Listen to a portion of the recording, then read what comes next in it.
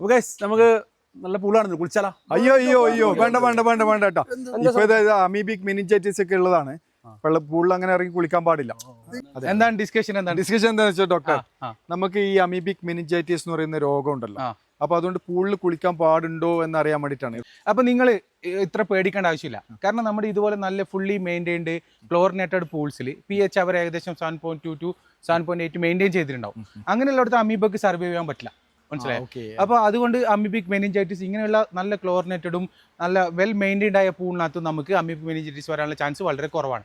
പക്ഷെ നേരെ മറിച്ച് നമ്മുടെ ഇതുപോലത്തെ പോണ്ട്, റിവർ, അവിടെയൊക്കെ തീരെ ഒരു ക്ലീൻലിനെസ് ഇല്ലാത്ത സ്ഥലത്ത് പോയിട്ട് നമ്മൾ കുളിച്ചാൽ നമുക്ക് അമീബിക് മെനിഞ്ചൈറ്റിസ് വരാനുള്ള ചാൻസ് വളരെ കൂടുതലുണ്ട്.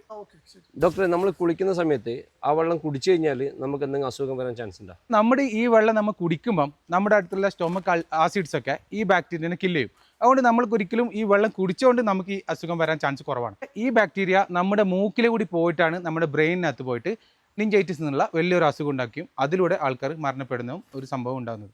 പക്ഷേ ഇത് വെരി റെയർ ആയ ഒരു ഡിസീസാണ്. അങ്ങനെയാണെങ്കിൽ ഇത് വെൽ മെയിൻറ്റൈൻഡ് പൂളല്ലേ? എന്താണ് സെറ്റ് അല്ലേ? സെറ്റ്.